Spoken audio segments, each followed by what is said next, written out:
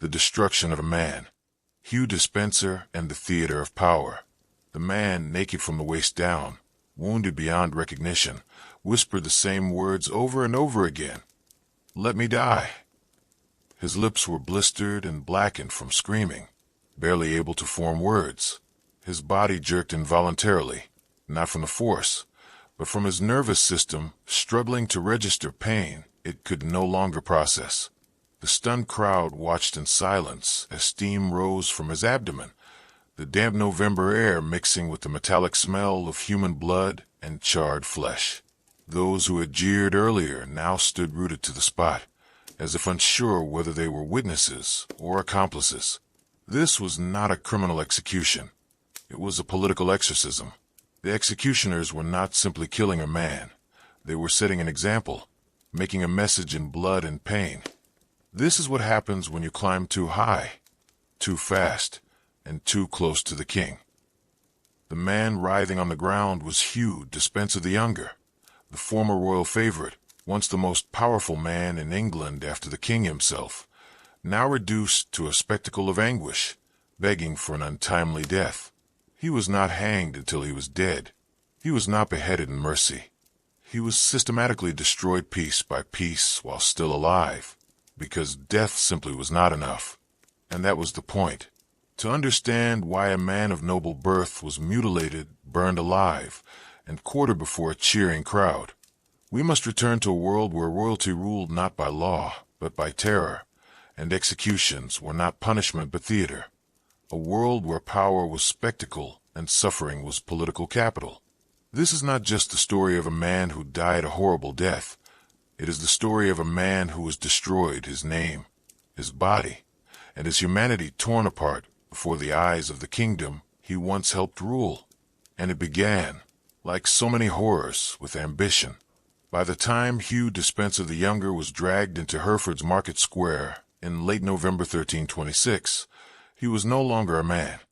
He was a symbol, a lightning rod for public rage, aristocratic indignation, and royal shame. To most people, he was no longer Hugh.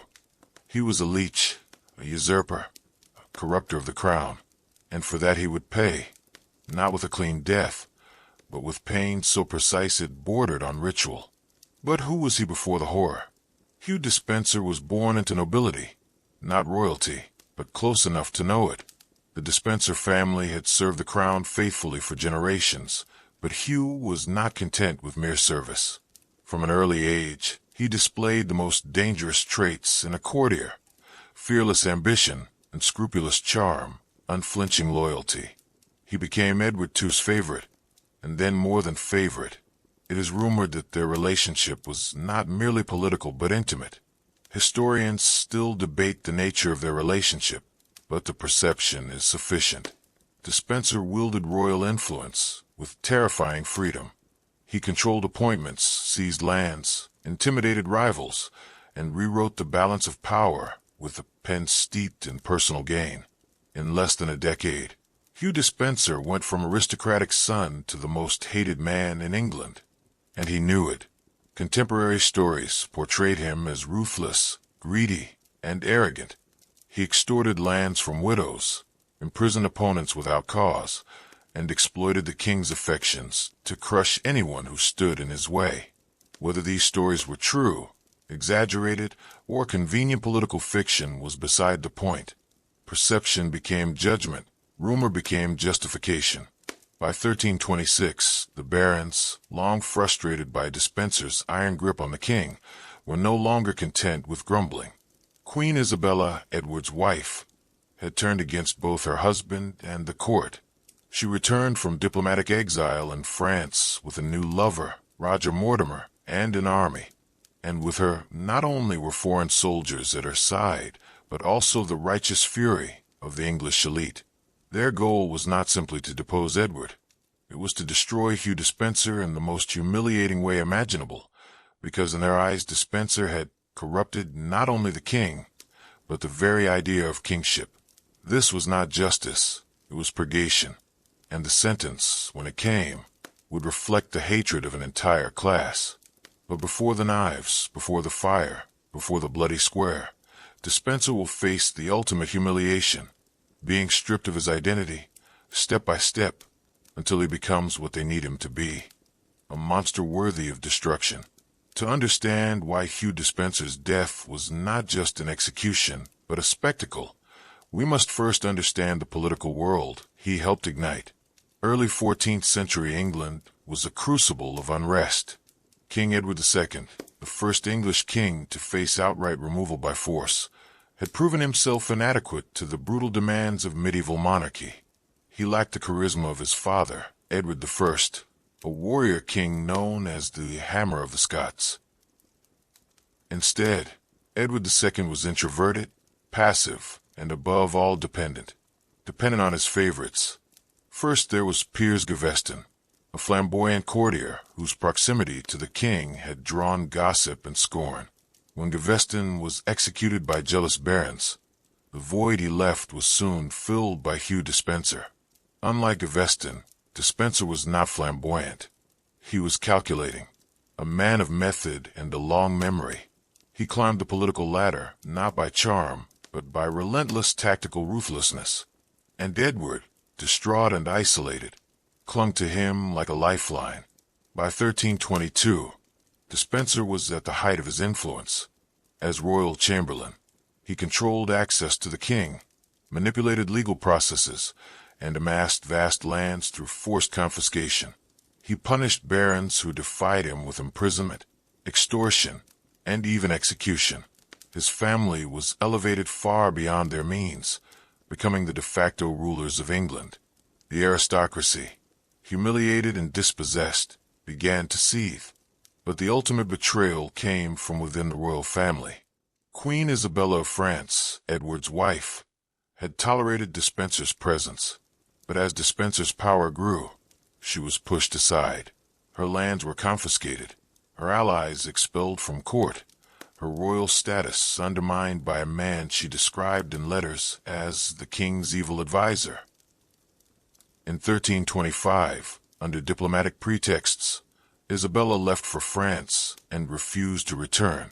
Instead, she formed an alliance with Roger Mortimer, a baron who had been imprisoned by Despenser, now escaped and seeking revenge. Their common goal was not just revenge, it was revolution. They gathered an army at Hainaut, crossed the border into England in September 1326, and were surprised to find little resistance. Nobles who had been subdued in silence under Despenser now rose in open revolt. Whole cities fled. The people, starving and overtaxed, greeted Isabella not as a traitor, but as a liberator. Edward II and Hugh Despenser fled west, disguised and desperate, their former power crumbling in weeks. But even in retreat, Despenser remained arrogant. According to the chroniclers, he was still issuing orders, still wearing his fine clothes, still believing he could outlast his enemies. But he would not. In late October, Edward and Despenser were captured near Neath. The king was captured with relative dignity. Despenser was not so lucky. Dragged in rags before Queen Isabella's army, he was tied upside down to a starving horse, his face unshaven, his robes filthy, his noble identity peeled off like a skin. The sentence had not yet been passed, but his fate was written in the screams of the people, in the cold smile of the queen, and in the eager hands of his executioners sharpening their swords. When Hugh Despenser was captured, he was no longer the lion of court politics he had been. He was not draped in silk or surrounded by royal guards. He was a fugitive, ragged, hungry, shivering, pulled from the rubble of a collapsing regime.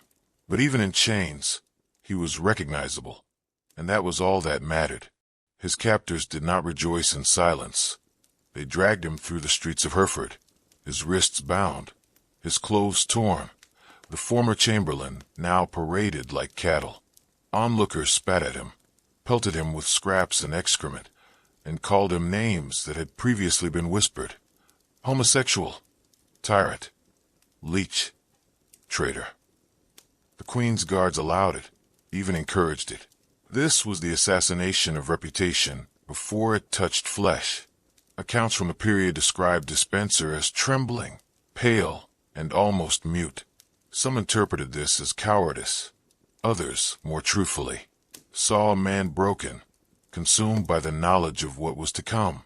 For there would be no trial, only spectacle. Queen Isabella and Roger Mortimer had decided that Despenser would serve as a living example of royal corruption and divine vengeance.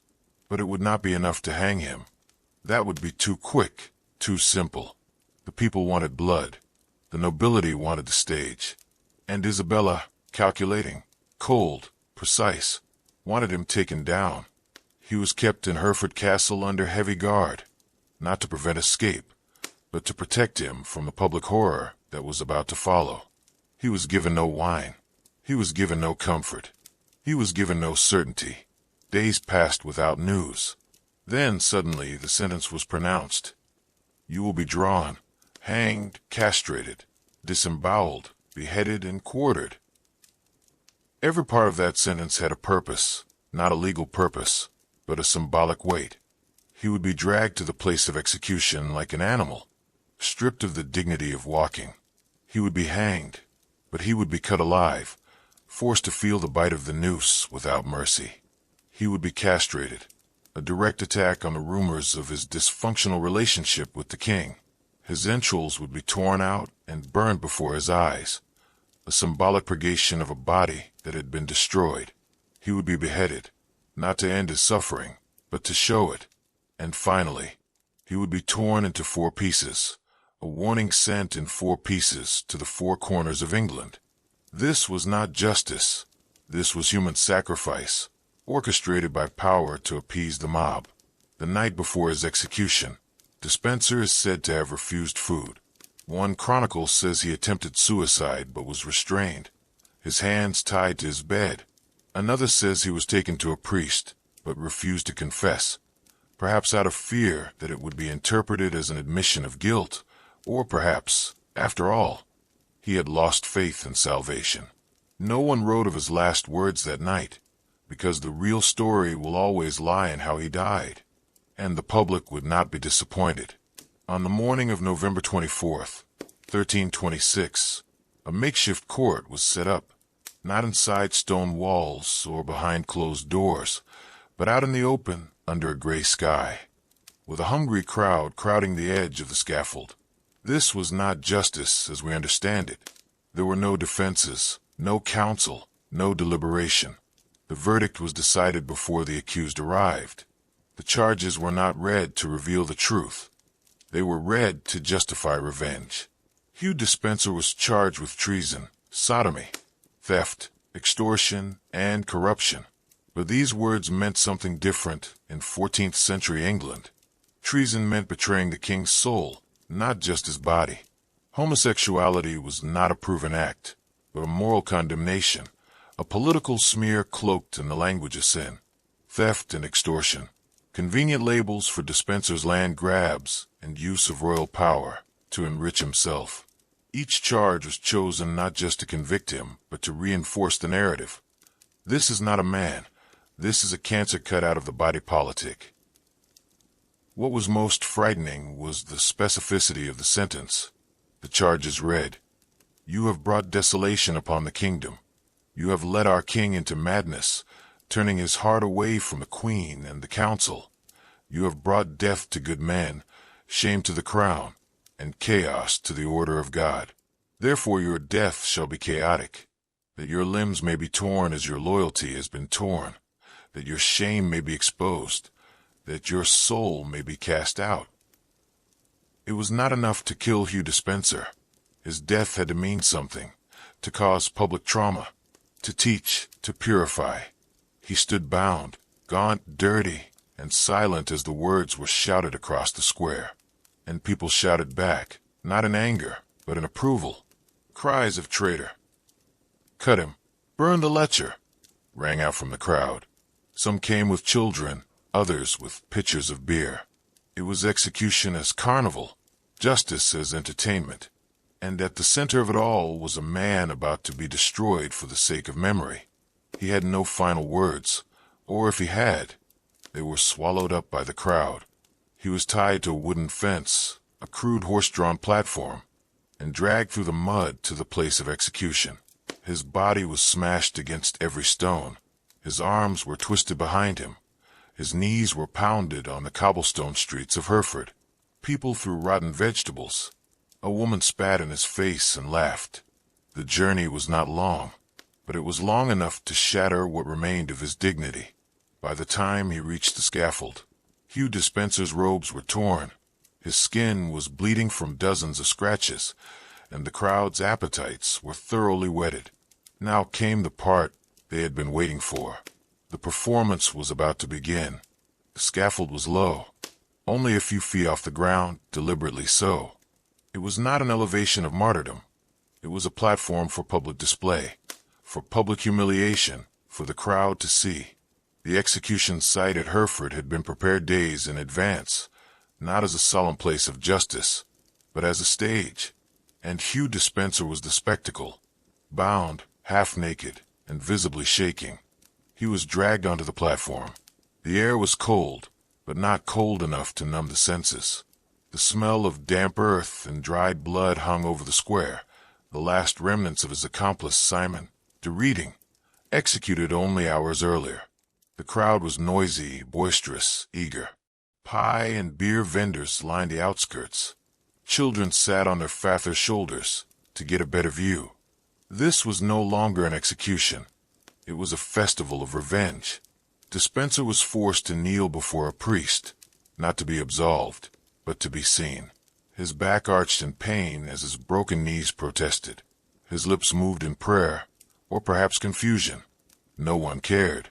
The priest was there not to save his soul, but to assert the state's power over it. Then the executioner came. He took the rope, not long enough to drop, just long enough to strangle. Despenser was pulled up by the neck, lifted off the platform by raw muscle and pulleys. His legs kicked wildly. He was not dead. He was not meant to die. He was meant to dangle, turn blue, lose control of his bowels, feel every second. They held him there for seconds, seconds ticking into minutes, then longer, until he was unconscious, or close to it. Only then did they cut him down. He collapsed in a heap, gasping for air, eyes bulging from burst veins. Blood oozed from his nose and mouth. His tongue lolled out, black and swollen. He was alive, and it had only just begun. Next came the knives. 2 assistants, executioners by trade, torturers by reputation, stripped him. His pale flesh was now the canvas on which royal vengeance would be painted. The first cut was between his legs, a slow slash with a dull blade. Flesh meant for reproduction and pleasure was now severed for show. The crowd roared as the executioner held up the severed genitals, dripping and twitching, before tossing them into the flames, hissing like a snake. Despenser did not scream, not immediately. The shock had slowed his agony, but the next cut, across his abdomen, woke him. Witnesses described the sound, an inhuman howl. Some said it was a gurgling, others a low, endless moan, the sound of a soul trying to escape a body that was still alive. He was held tight as his intestines were pulled out, inch by inch. No rush, no mercy. The steam from his organs mixed with the fresh air, curling like incense. One chronicler described the smell of roasting meat and wet copper. They burned his intestines before him, a literal purging, as his consciousness flickered, returned, flickered again. Each time he returned to awareness, he begged, not in sentences, but in fragments, "Let me please finish." But it was not over. One of his eyes was broken. His mouth moved, but no sound came. Blood flowed freely, staining the wooden planks beneath him until they gleamed red in the autumn light. His hands clenched and unclenched, searching for something to hold on to. A person, a promise, even death, but found only air.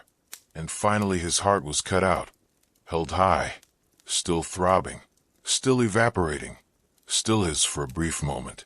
The crowd fell silent. Even they, drunk on the cruelty, knew they were witnessing a line crossed.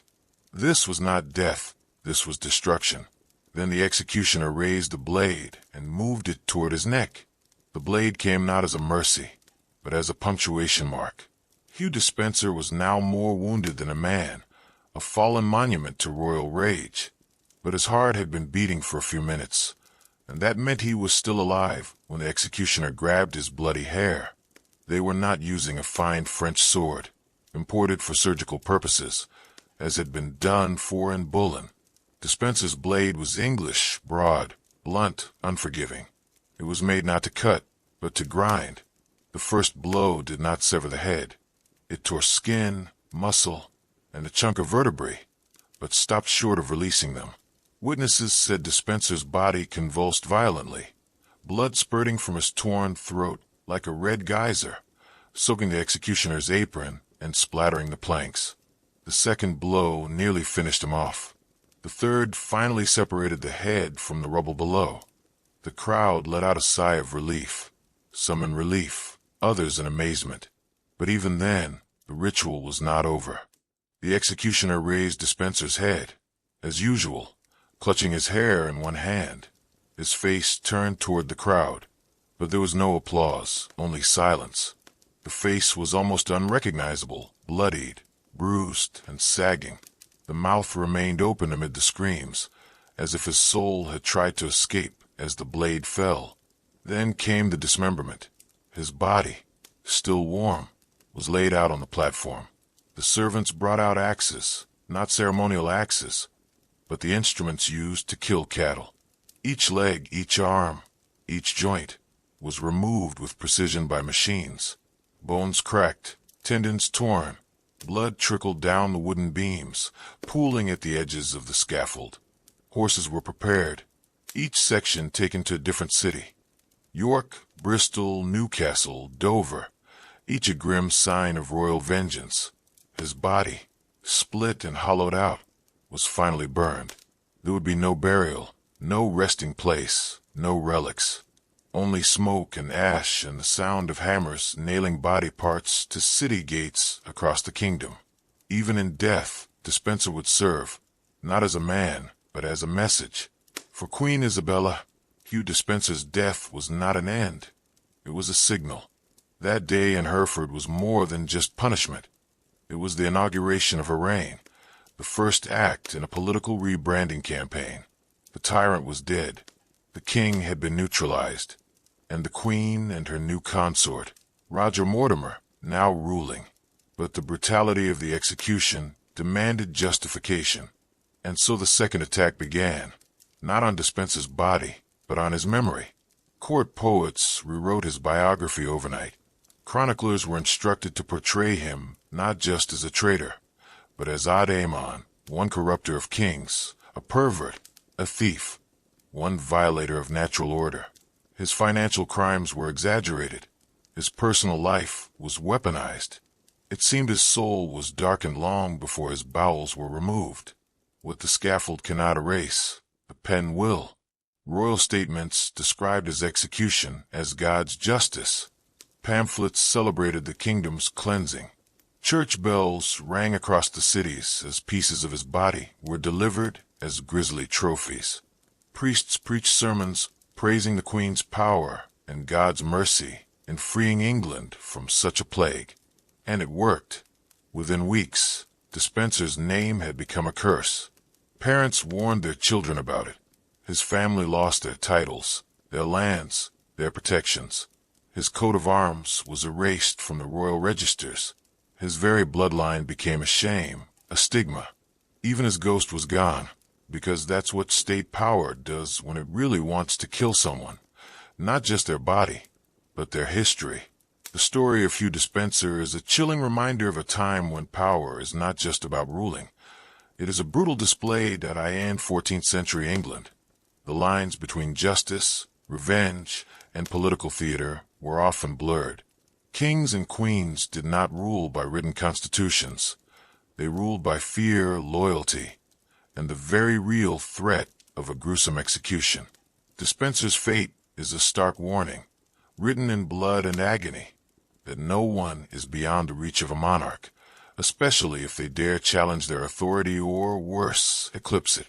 His execution was not just a punishment for his alleged crimes. It was as spectacle was carefully choreographed to send an unmistakable message. Every painful detail, from the public drawing to the methodical dismemberment, served one purpose: to break him completely, to erase his essence, and to terrify anyone who might consider stepping into his shoes. It was a calculated show of force, a visceral assertion of who truly held the power. The lasting impact of Dispenser's destruction can be seen in the way history remembers him. He has become a cautionary tale, a byword for abuse of power and corruption. His name, once synonymous with royal favor, has become a symbol of tyranny and depravity. Posthumous character assassination, this, was as important to Isabella's new regime as his physical destruction. By demonizing him, they legitimized their own rise to power, framing their actions as a justifiable purge of the kingdom. The story of Hugh Dispenser is more than a bleak historical footnote. It is a window into the dark side of medieval politics, where personal ambition collided with dynastic struggles, and the human body became a canvas for political statements. It shows us how quickly fortunes can change, how precarious power truly is, and how easily one man can be turned into a symbol, his suffering serving a much larger and more brutal story. Thank you for listening and watching the videos.